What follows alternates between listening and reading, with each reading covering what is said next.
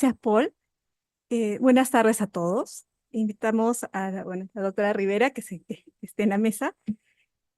Se sabe que las políticas públicas pueden alterar el curso de las enfermedades epidémicas y otras patologías que afligen a las poblaciones vulnerables, sobre todo aquellas que viven en pobreza. Es conocida que la evidencia acumulada en estos temas ha contribuido al desarrollo de un consenso político a nivel regional y global para incorporar la maternidad temprana en las políticas públicas y tomar medidas para prevenir el embarazo adolescente, incluyendo políticas de salud sexual y salud reproductiva. Con ello, comenzamos el bloque con una conferencia magistral titulada Investigaciones que han contribuido a las políticas públicas. El impacto de la maternidad adolescente en el desarrollo infantil temprano.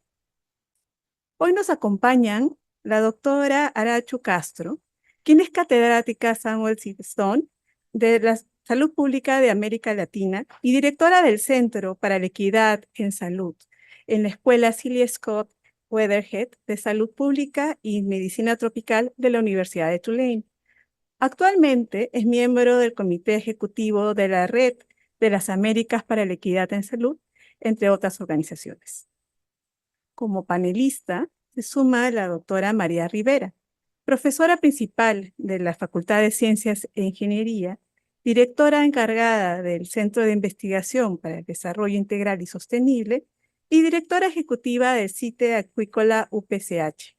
Centro de Investigación, Desarrollo, Innovación y Transferencia Tecnológica en áreas de pesca y acuicultura. Se recuerda a la doctora Castro que cuenta con 20 minutos para su presentación. En caso la audiencia tuviera preguntas, los invitamos a realizarlas a través del chat. Adelante, doctora Castro.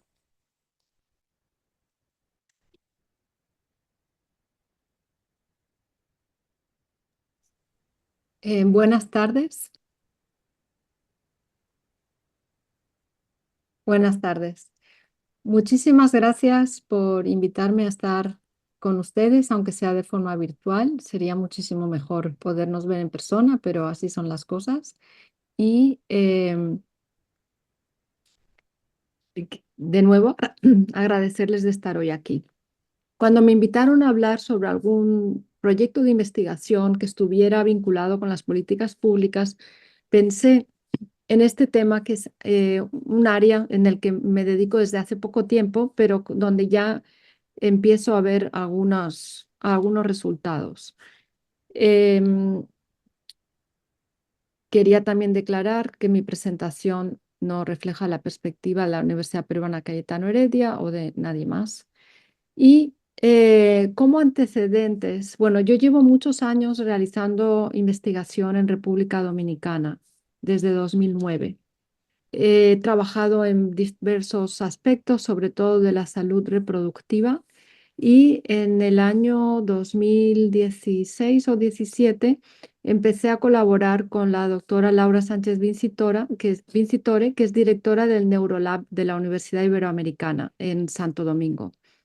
Lo primero que hicimos, dado nuestro interés mutuo en temas de niñez y pobreza, queríamos entender características de las familias que viven en situación de pobreza y pobreza extrema y la dificultad de la infancia de poder salir adelante, sabiendo que hay familias que logran ese salto, pero que muchas se quedan en situación de pobreza. Entonces, lo primero que vimos es que no había perdón, esto se cambió solo, no había un instrumento de medición del desarrollo infantil en República Dominicana. Y estos instrumentos de medición tienen que estar adaptados a cada medio porque consisten en parte en la observación de los niños y las niñas jugando, por ejemplo, con objetos con los que están familiarizados. Esa es una de las razones por las que tiene que estar adaptado. Entonces, nosotras adaptamos un instrumento que se había utilizado en Malawi y cuando iniciamos esto, recientemente el gobierno de la República Dominicana había creado el Instituto Nacional de Atención Integral a la Primera Infancia, el INAIPI. Y en su inicio, el INAIPI estaba empezando a crear estancias infantiles en las zonas más vulnerables de la República Dominicana y era verdaderamente en sus inicios de este programa, con el objetivo que tiene el INAIPI de poder atender a las familias de mayor necesidad de todo el país. Las estancias actualmente son para niños y niñas desde los 45 días hasta los 5 años de edad y ahí están bien cuidados, estimulados, alimentados y pero cuando iniciamos esto todavía no estaban ahora tan esparcidas por el país. Era un programa muy incipiente. Entonces lo que hicimos fue, nosotras como investigadoras, mantener informado al INAIPI de que estábamos desarrollando este instrumento porque pensábamos que INAIPI debería estar interesado en poder dar seguimiento a su población. Efectivamente, el instrumento, bueno, funcionó muy bien y tras una serie de revisiones, el INAIPI lo adoptó y hoy en día es el CIMEDID, el Sistema de Medición del Desarrollo Infantil Dominicano. Y ahora, todos los niños y niñas que participan en los programas del INAIPI les miden 2 veces al año. Y estamos hablando de 180.000 niños y niñas, o sea que es una población considerable. Gracias a este instrumento se puede identificar qué niños o niñas se están quedando atrás en su desarrollo para poder intervenir, poder colaborar con la familia para identificar las razones del retraso. Por otro lado, junto con la doctora Sánchez Vincitore, realizamos un análisis de las últimas 2 encuestas MIX, que son las encuestas que realiza UNICEF junto con los gobiernos de los distintos países que participan, y comprobamos que el gradiente socioeconómico predice los resultados del desarrollo infantil que se mide en estas encuestas para niños y niñas de entre 36 y 59 meses y que creamos, bueno, unos modelos de regresión y el factor fundamental, además de la cuestión socioeconómica y educación de la madre, es que el uso del disciplina, que puede ser positiva o puede ser negativa, y las oportunidades de aprendizaje temprano mediaban en esta relación entre pobreza y desarrollo infantil. Y eso, bueno, está publicado, aquí están los enlaces.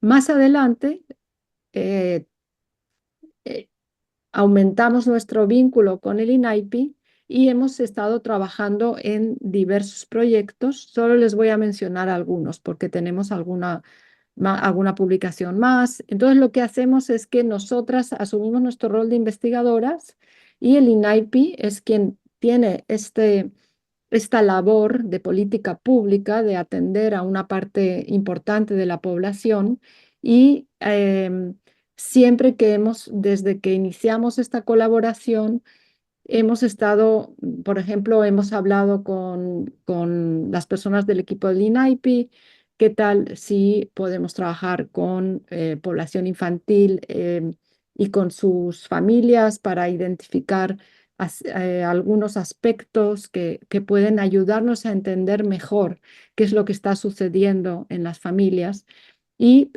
más recientemente con el tema del embarazo adolescente.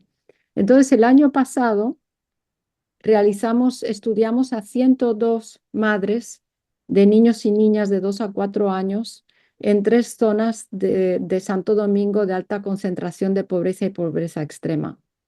A lo largo del levantamiento de datos, que fue muy intenso porque para cada una de las 102 mujeres realizamos una historia de vida y administramos una serie de instrumentos cuantitativos, con lo cual obtuvimos una información muy completa de la vida de estas personas y de su relación con sus hijos e hijas y la manera de disciplinarlos y otras cuestiones relacionadas con la violencia. Entonces, estos datos, que algunos los estamos todavía analizando, pero lo que sí que al observar la cuestión de quiénes habían iniciado la maternidad durante la adolescencia, comparándolas con las que la iniciaron a partir de cumplir 20 años, sí que hemos encontrado algunas diferencias interesantes. Una de ellas es que las que iniciaron la maternidad adolescente, y me refiero a iniciar porque quizás en el momento de la entrevista ya no eran adolescentes, pero esa fue la, cómo hemos comparado los dos grupos. Estas mujeres que iniciaron en la adolescencia su maternidad sufrieron más carencia de alimentos durante su infancia y adolescencia, o sea, que vivían en situación, la pobreza extrema era más frecuente, y también creen con más frecuencia que las que iniciaron más tarde del castigo físico a sus hijos e hijas, y con respecto al uso de la disciplina, golpean con más frecuencia con objetos duros o con palizas a sus hijos e hijas. Entonces, esta información correspondía bastante con algunos de los resultados que habíamos observado al analizar la encuesta, pero con la riqueza de que esto eran personas que nos lo estaban contando directamente. Entonces, bueno, en cuanto tuvimos estos primeros resultados, realizamos 4 talleres en las 3 zonas donde habíamos obtenido los datos y en colaboración con el INAIPI, en centros del INAIPI, para devolver esta información a la población y hablar, pero sin victimizar a la población, y hablar de la necesidad de poder criar a los hijos con disciplina positiva, haciéndoles hacer una serie de ejercicios. Y fue muy bien recibida esta información por parte de una gran cantidad de familias que atendieron estos talleres. Entonces, de nuevo, aquí es un ejemplo de cómo estamos realizando investigación, pero estamos informando constantemente al INAIPI de los resultados que obtenemos, y además intentando compartir información que puede beneficiar a las familias. Em, en nuestro equipo hubo otro estudio con un tamaño menor, con 25 madres de niños y niñas, donde también encontramos que la utilización del castigo físico era mucho más frecuente que con las que iniciaron la maternidad más tarde. Y actualmente estamos en pleno levantamiento de datos con 1000 madres de niños y niñas de 2 a 3 años de edad, donde del estudio que hicimos el año pasado, hemos seleccionado una serie de preguntas, y en estos momentos estamos llegando a 700, y nuestra idea es terminar ya muy pronto este levantamiento de datos. Con esas 1000, con esa N de 1000, vamos a poder refinar muchísimo mejor nuestro análisis. Y de nuevo, todo este levantamiento lo hacemos junto con el INAIPI. Sería muy difícil poder llegar a esta población sin la colaboración de ellos, y al mismo tiempo, como colaboramos con ellos en todo este proceso, también invitamos a las personas del INAIPI que quieren adquirir habilidades de investigación a que colaboren con nosotros en el análisis de los datos y en la redacción de interpretación de los resultados y en la redacción de los artículos. Ahora, en parte también, a partir de estos resultados que estamos teniendo, vamos a iniciar un piloto, probablemente en febrero o marzo, con un número de entre 20 y 40 madres adolescentes. Es un piloto de 12 sesiones que una psicóloga clínica va a liderar estos talleres, y para comprobar si realizando toda esta serie de talleres grupales hay una disminución en la disciplina violenta y un aumento en la disciplina positiva. Y si funcionan estos talleres, que los realizaremos en un centro de INAIPI, y si las mujeres están satisfechas con la intervención, la idea es que el INAIPI considere expandir ese programa, y nosotras como investigadoras que hagamos un ensayo clínico aleatorizado para llevar a más escala y comprobar el impacto que pueden tener estos talleres. Em, este año, a principios de año, iniciamos, a raíz de lo que había surgido en República Dominicana, quisimos saber qué ocurría en el resto de América Latina. Y hicimos una búsqueda bastante exhaustiva sobre desarrollo infantil temprano y embarazo adolescente. Encontramos más de 300 artículos que de alguna manera de todo el mundo, no solamente de América Latina, que podían hablar sobre este vínculo, y encontramos 4 estudios realizados en países individuales en los que se desarrollaba, se hablaba de esta relación, en 4 artículos publicados desde 2015. El nuestro, entonces, es el primer estudio que realizado que analiza esta relación en más de un país, y en este caso lo hemos realizado en 15 países.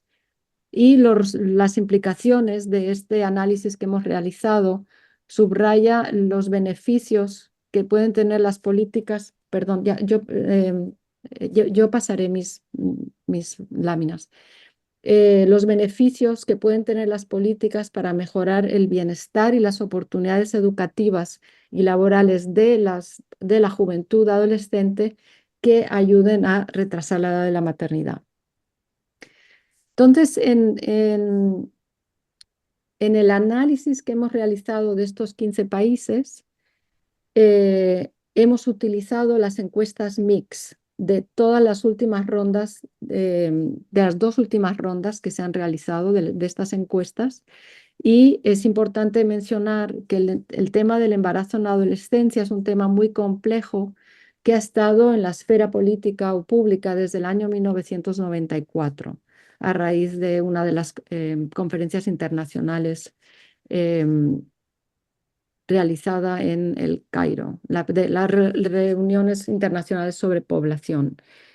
El tema del embarazo en la adolescencia es un fenómeno complejo y en el que se entrelazan la situación socioeconómica, educativa, las oportunidades vitales que están limitadas en contextos de pobreza y que además tiene estas consecuencias tanto para el desarrollo de la adolescente como de sus hijos e hijas. Hay varios estudios que muestran que los hijos e hijas de madres adolescentes tienen un mayor riesgo de tener resultados en salud deficientes, como bajo peso al nacer, parto prematuro, desnutrición, mayor mortalidad y otros problemas de salud física y mental, tener retraso en el desarrollo y recibir menores cuidados y mayores agresiones físicas y psicológicas por parte de sus madres, y también tener menor desarrollo lingüístico, educativo y satisfacción vital e incluso ingresos personales. Estos retos no se deben únicamente a la edad de la madre, sino que también es por este tema de la pobreza, oportunidades educativas limitadas y la exposición a la violencia de género que muchas veces han experimentado las mujeres que iniciaron la maternidad en la adolescencia. Hay una gran variedad en América Latina sobre la prevalencia del embarazo adolescente. Durante muchos años, Nicaragua y República Dominicana han estado a la cabeza, pero últimamente Venezuela es el país con la mayor prevalencia.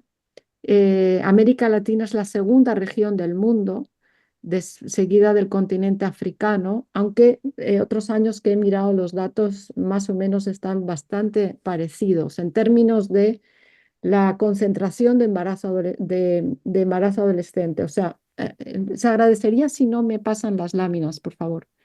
En términos de la porcentaje de niños y niñas nacidos de madres adolescentes. Y en la región es un 14% de niños y niñas, y que equivale a 1.400.000 niños y niñas. Estos son los estudios, los países que hemos estudiado en este análisis, que son 15 países. Y no se encuentra Perú porque Perú no administra la encuesta mix. Utilizamos la metodología Strobe, pero no voy a entrar más detalles ahora sobre la metodología. en el enlace que tienen abajo, ahí tienen toda la información. Esa es la prepublicación, porque el estudio está ahora en revisión. Entonces, dentro de la encuesta Mix, hay muchas preguntas sobre disciplina que se realiza a la madre del niño o de la niña.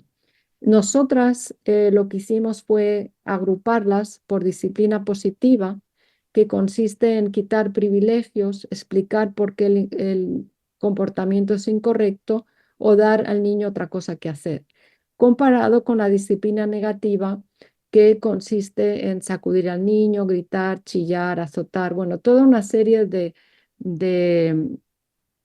características violentas, tanto violencia física como psicológica. Y también hay una pregunta en Mix que es si la madre cree en el castigo físico de la infancia. Entonces, lo que hemos encontrado realizando diferentes análisis estadísticos, bueno, es que en total los 15 países contaban con 26.000 niños y niñas que tenían las respuestas completas sobre desarrollo, que equivale a un 20% de la población de estas encuestas. Y encontramos que la edad y el sexo al nacer, como se ha hecho en otros estudios, así como la educación de la madre y el quintil de riqueza, están asociados al desarrollo infantil temprano. Hay variedades entre los países, pero en todas hay una asociación. Y las puntuaciones mejoran a medida que aumenta el quintil de riqueza y los niveles de educación de la madre. Em, bueno, aquí hay una serie de resultados, voy a resumirlo, pero las madres adolescentes en estos 15 países en general viven en mayor situación de pobreza y alcanzan un nivel educativo inferior a las otras madres. Y también utilizan más disciplina negativa, creen más en el castigo físico de sus hijos y añadimos otra pregunta que es si justifican la violencia de su pareja y también la justifican con mayor frecuencia. Y encontramos, muy importantemente, que las madres que no creen en el castigo físico y las que no justifican la violencia tienen hijos con puntuaciones más elevadas de desarrollo infantil. O sea que hay una asociación muy clara entre ambos factores. Entonces, en conclusión, bueno, las madres adolescentes, muchos estudios han mostrado que tienen menos habilidades que las mujeres de mayor edad para autorregularse, afrontar el estrés, ser más pacientes, ser más afectuosas e interactivas, estimular a sus hijos y eso conlleva a un cuidado menos receptivo, menos estimulante y menos afectivo. Y también ellas pueden experimentar un mayor malestar psicológico, ansiedad, depresión y mayor estrés, sobre todo en sociedades en las que el matrimonio precoz y el embarazo no son normativos. Hay todo un debate. Hay muchos estudios que dicen que solamente es una cuestión de pobreza, mientras que hay otros que hablan de que la variable explicativa más importante del retraso en el desarrollo infantil temprano de estos niños y niñas es las prácticas de crianza, junto con tanto la desventaja social que preexiste al embarazo como la que se suele agrandar a raíz de ese embarazo adolescente. Y nuestro estudio lo que concluye es que es tanto la situación de pobreza como la crianza violenta lo que explica ese retraso en el desarrollo. Y entonces, ¿cuáles son las implicaciones para las políticas públicas? Es esencial, o sea, hay una cosa, todavía no lo he mencionado hasta ahora, pero es esencial abordar el contexto socioeconómico. Siempre se habla para prevenir el embarazo adolescente, es obvio, es indispensable la educación sexual, los servicios de salud reproductiva y el acceso a los métodos anticonceptivos, pero no es suficiente. Esos son factores necesarios, pero no suficientes.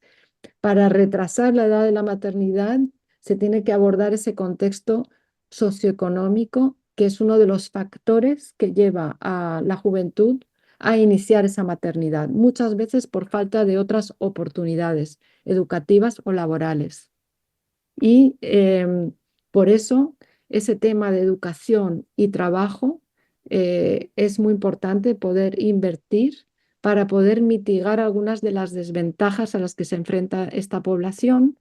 Y muchas veces, por ejemplo, nos surgió en las entrevistas las aspiraciones incumplidas. em, ¿Qué pasó?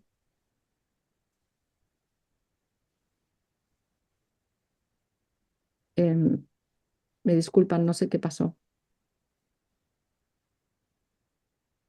Em,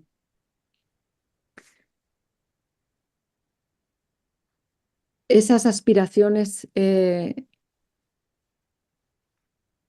incumplidas y, eh, y también que les lleva a iniciar la maternidad y que, por otro lado, intensifican la desventaja socioeconómica y educativa que ya tenían.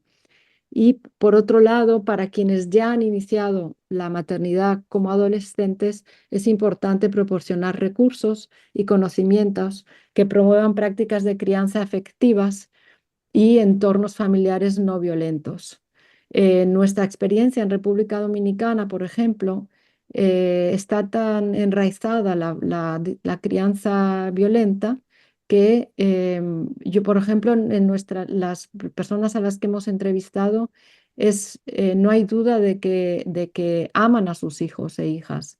No, el usar prácticas violentas no está relacionado con la falta de afecto, pero es como han experienciado su propia niñez y su juventud y repiten esas prácticas. Se paró solo, pero bueno, ya, ya era la última lámina que tenía.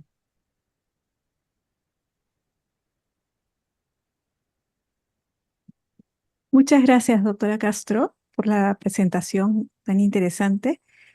Quisiera invitar a la doctora María Rivera a que inicie su intervención, por favor. Gracias.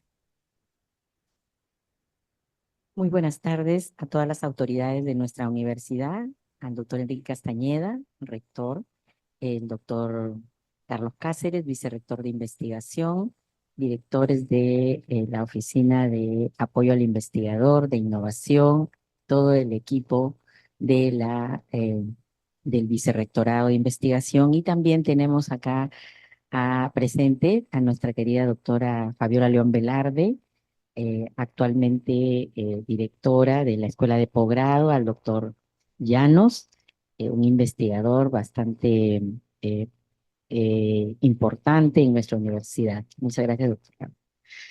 Yo quisiera agradecer a la doctora Castro realmente el hecho de haber tocado un tema tan sensible en nuestros países, ¿no? Qué pena que no se haya tenido información de nuestro país en un tema tan importante como es el embarazo en adolescentes y la relación que tiene con la violencia familiar, ¿no? Pero una de las cosas que tal vez quisiera yo tocar es cuál es cuál es el proceso que sigue desde el momento en que una investigación tiene resultados importantes hasta que estos resultados puedan apoyar para que se construya una política pública. Considero que esta parte tiene varios aspectos. En primer lugar, ¿cómo funciona? ¿Cómo es que eh, los que dirigen el país qué cosa tienen en cuenta para poder llevar todos estos hallazgos, todo este conocimiento que se genera en diferentes instituciones, ya sea universidades, institutos, inclusive dependiendo del tipo de información, empresas y cómo este conocimiento puede ser trasladado para poder generar una política pública que permita que realmente haya un impacto positivo en nuestra sociedad y por tanto haya un avance en nuestro país. En segundo lugar, ¿cómo funciona ya una vez que se ha creado esta política pública?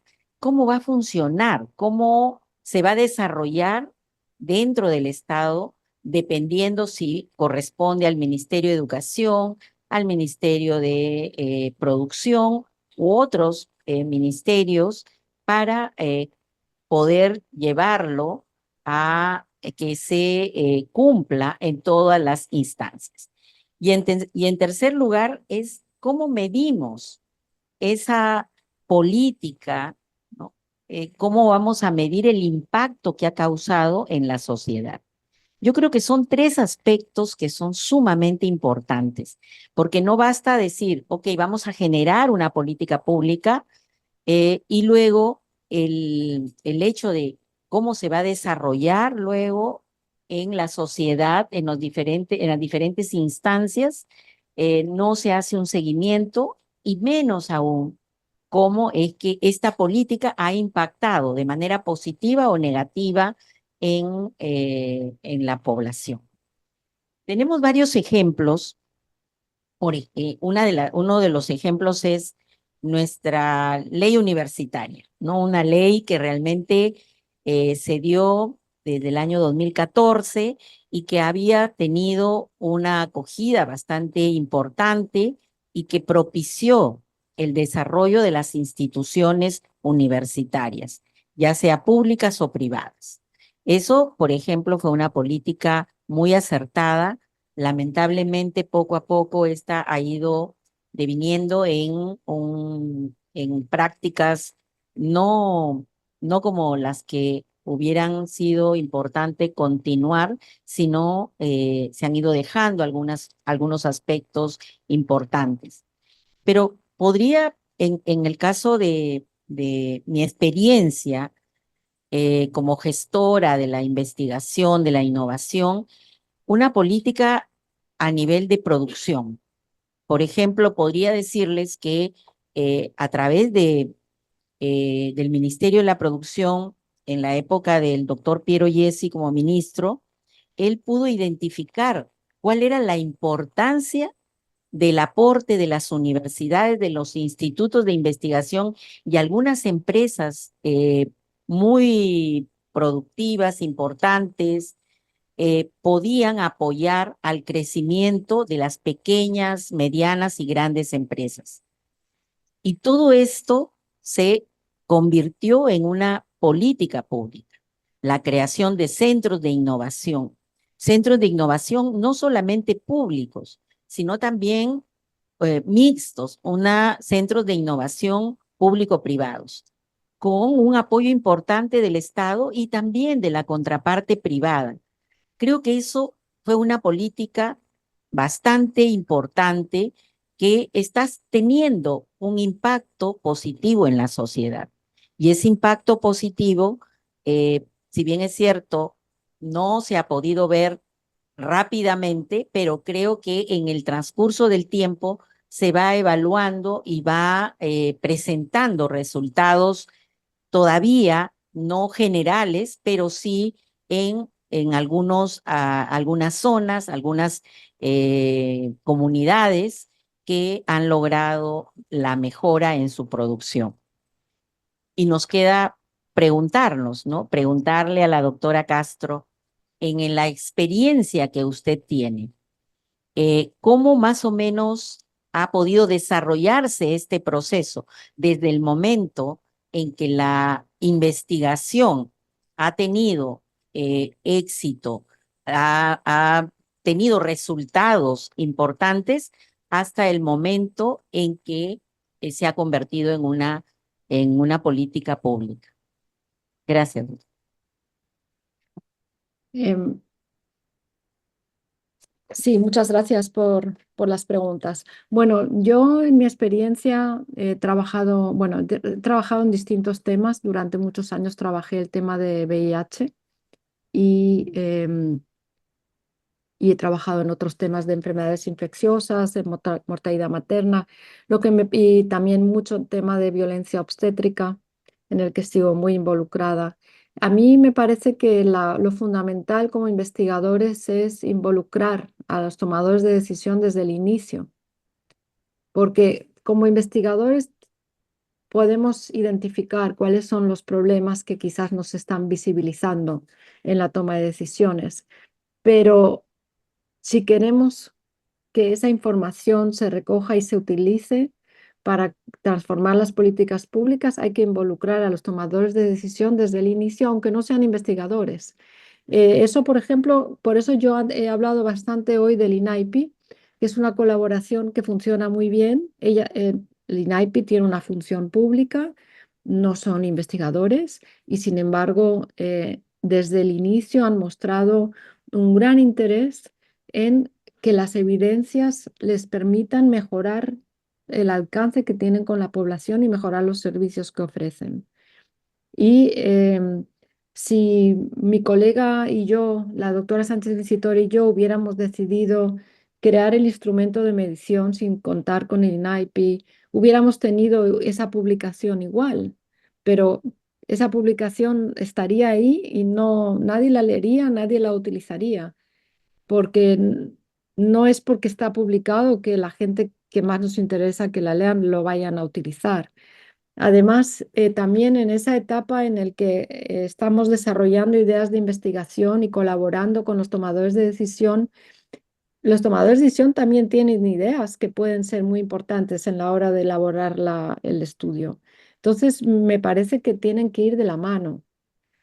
Por supuesto, a veces hay decisiones de investigación que alguien que no sea investigador quizás propone algo que no tiene mucho sentido desde el punto de vista científico, pero me parece que es muy importante colaborar desde un inicio y compartir la información, no esperar a que estén los datos publicados. Por ejemplo, la toma, cada vez que hemos estado levantando datos con la población del INAIPI, sobre todo los datos que son cuantitativos que se pueden, podemos crear gráficos al instante, los hemos compartido con la población, con el personal del INAIPI. Entonces, en la academia muchas veces la idea ha sido, bueno, publicar, es hacer un estudio, obtener datos, analizar, publicar y hablarse entre los propios académicos. Y es muy importante dar salida a esa información, pero como digo yo antes, incluso durante la formulación del estudio. Em, y también, obviamente, si pensáramos en temas muy excéntricos que no tienen relevancia para la política pública, bueno, pues ahí ya nos hemos autolimitado, ¿no? Pero si estamos tratando temas que son relevantes para la sociedad, porque me parece que la investigación tiene que ser relevante para la sociedad, entonces me parece que esa es una de las maneras de facilitar esa complementariedad. Muchas gracias, doctora Castro. Justamente en el tema, me parece muy interesante el mensaje que daba sobre cómo no solamente se deben atacar lo que parece obvio en el embarazo adolescente, tiene que ver con salud y otras cuestiones más, sino también todo el contexto socioeconómico, que es el que ayuda a que puedas tener, por ejemplo, niños que tengan libros en sus casas, crianza y respetuosa, etcétera. Dado que has estado trabajando con el IANPI, ¿cómo han visto? ¿Han pensado en acciones que podrían involucrar a otros sectores u otras agencias para poder incidir en estos espacios y mejorar justamente el problema del embarazo adolescente y su relación con el desarrollo infantil temprano en los niños? Sí, bueno, hablando del tema de los libros, en esta población que hemos estudiado hay muy pocos libros en el hogar, pero también hay poca lectura, no hay mucho hábito de lectura. Y entonces puede haber libros, pero se tienen que leer, ¿no? Se tiene que leer al niño y a la niña. Em, Ahora hay mucho uso de tabletas, que no lo hemos estudiado el efecto, pero hay otras personas que lo han estudiado que no necesariamente es positivo, la exposición a las tabletas en en la primera infancia. Pero ahora que estamos terminando este levantamiento de datos de 1.000 personas, o sea, son 1.000 niños y niñas junto con sus madres, estaremos en mejor posición para poder pensar junto como investigadoras y junto con el INAIPI en cuáles son los pasos que deberíamos tomar. Eso por un lado, y por otro lado, vamos a iniciar esta intervención, comenté antes, probablemente en febrero, y en la que vamos a organizar 12 sesiones, que las estamos ya terminando. Son 12 temas que hemos seleccionado a partir de evidencias realizadas en otros contextos, em, para ver si en cuánto puede beneficiar este tipo de talleres, cómo puede beneficiar a la población. Hay un tema que está surgiendo que es que muchas veces en el contexto en el que nosotras hemos estudiado en República Dominicana, muchas de las mujeres que hemos estudiado han sufrido mucha violencia en el hogar y por parte de adultos en su hogar y también por parte de parejas que han tenido. Entonces, muchas veces al ser jóvenes no han podido superar los traumas y eso también se refleja en la crianza. Entonces, esperamos que con esto, que con esta intervención que vamos a realizar, que permita trabajar sobre esos traumas y poder mejorar un vínculo más afectivo. No, no es falta de amor, de nuevo, es simplemente que muchas veces se reproduce ese patrón de violencia física y psicológica. Tomando, desarrollando la conciencia sobre ese tema, eso puede ayudar, porque por ejemplo, cuando entrevistamos a las 102 mujeres el año pasado, muchas de ellas cuando les preguntábamos, por ejemplo, si le gritaban a sus hijos, eh, muchas decían, nos han enseñado aquí en el INAIPI que no hay que gritarles y ya no le grito o ya no lo hago tanto o ahora ya me doy cuenta e intento no hacerlo. O sea que no es por falta de interés, muchas veces es porque están repitiendo un patrón con el que se han educado y, y me imagino que eh, soy optimista que esta intervención que vamos a realizar junto con ellas, que les permita superar parte de esos traumas y de esa repetición de patrones que no son positivos. María, no sé si tienes algún otro comentario para la doctora Castro. Bueno, sí,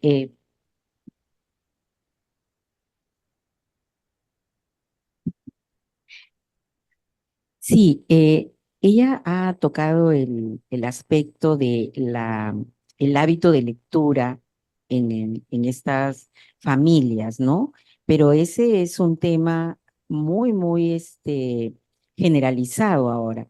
No solamente tal vez en los países en los que ellos han hecho este estudio, sino en muchos de los países latinoamericanos, en África, donde realmente no se ha continuado con el hábito de la lectura que se tenía anteriormente.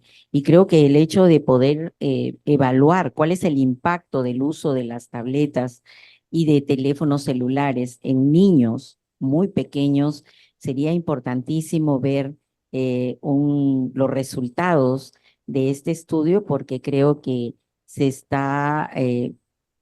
hay una tendencia al abuso de la utilización de estos eh, tanto del teléfono como la tableta en la familia, ¿no? Y es una manera como de hacer que el niño se tranquilice y no esté atento a al desarrollo de las actividades de la familia.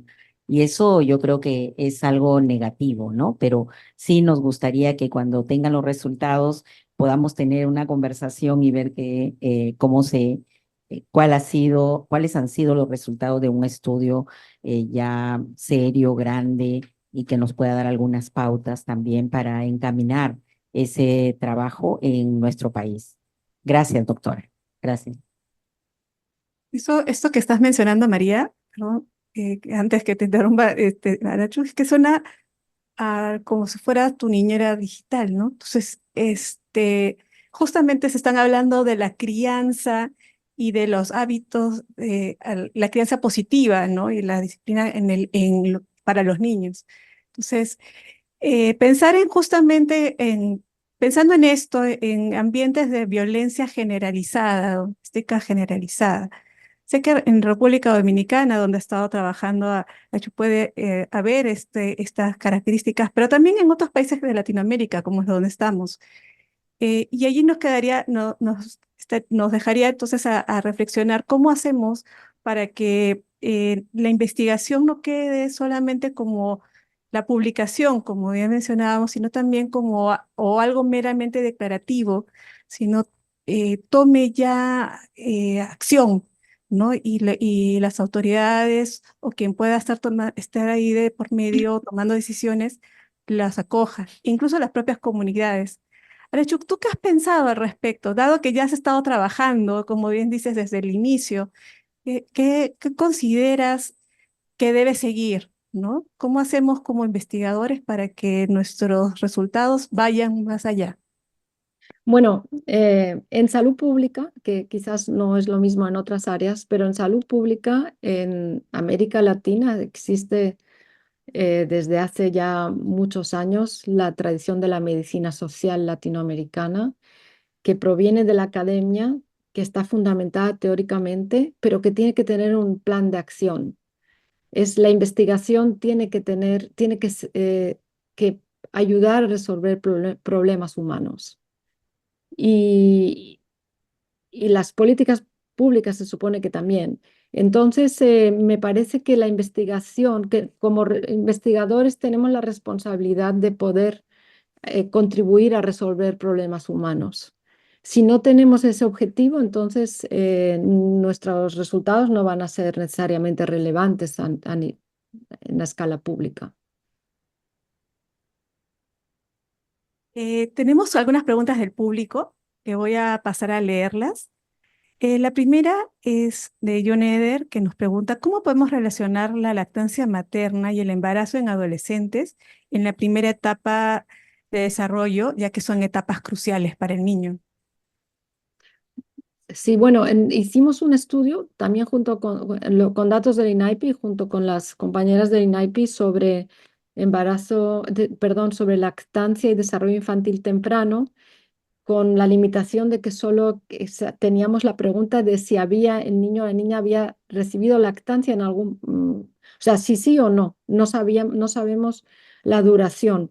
A pesar de esa limitación, que solo sabemos que sí recibió lactancia, hemos encontrado asociaciones significativas. Cuando el niño o la niña recibe lactancia, tiene un mayor desarrollo. No hemos analizado el dato por edad de la madre, pero me imagino que será igual, que ese vínculo existirá igual. Gracias. Tenemos otra pregunta más. Carlos Goyineche nos pregunta si se ha logrado medir el impacto de la corrupción en los países implicados al tratar de implementar estas políticas públicas sugeridas por la investigación. Bueno, yo no he estudiado la corrupción en temas de desarrollo infantil temprano, porque tampoco veo mucho el vínculo. Pero no, yo no he trabajado en temas de corrupción. Perfecto. Otra pregunta más de Nelly Alca es, ¿cuáles han sido los avances más significativos en términos de calidad y alcance de los servicios para la primera infancia? Bueno, en este caso, en el caso de la República Dominicana, el hecho de que desde este año a cada niño y niña de los 180.000 que acuden a los centros de INAIPI se mide su desarrollo, es un gran avance, porque no solo a los dos niños se les están alimentando en los centros, se les cuida bien, sino que esa herramienta permite detectar qué niños y niñas se están quedando atrás. Y como es una edad en la que todavía se puede, si se interviene a tiempo, se puede remediar ese retraso en el desarrollo. Entonces, eso puede tener muchas implicaciones para mejorar el desarrollo y la salud de la niñez. No es solo medirlos para medirlos, sino es para medirlos para poder actuar. Perfecto, muchas gracias. Una última pregunta de John Colachagua es, en el Perú la educación no es homogénea y estos estudios ayudan mucho a entender las necesidades de cada región. Mi pregunta es, ¿cómo se debe abordar sistemáticamente la necesidad de enseñar a estos jóvenes, sobre todo en orientación sexual y otras actividades? Bueno, yo estoy hablando de niños y niñas de 3 a 5 años. Em, Me imagino que el tema de la orientación sexual es algo que normalmente se enseña más adelante o debería poderse enseñar más adelante, pero no con una población de tan poca edad. Me imagino que el comentario va para las madres adolescentes que están también siendo intervenidas. Sí, no, vamos a iniciar el piloto en febrero o marzo. No hemos tenido ocasión de trabajar este tema. Perfecto, pues si no tenemos más comentarios, José María, Bueno, yo quisiera tal vez cerrar un poco estos comentarios y en primer lugar eh, podría decir de que la importancia que tiene el respaldo de las instituciones, de sus autoridades sobre las diferentes áreas de investigación. El hecho de apoyar a investigadores para obtener resultados serios, contundentes, es importante.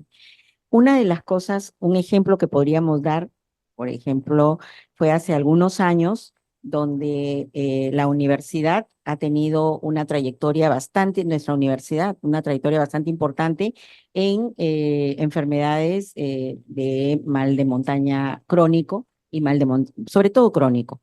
Y se llegó a tener un score de mal de montaña crónico. Este trabajo fue liderado por Fabiola León Velarde, Carlos Monge. Estuve presente en algunos estudios y creo que eso permitió que con resultados contundentes se pudiera ir y conversar con las autoridades del Ministerio de Salud para que sea considerada una enfermedad importante como un tema de el problema de salud pública.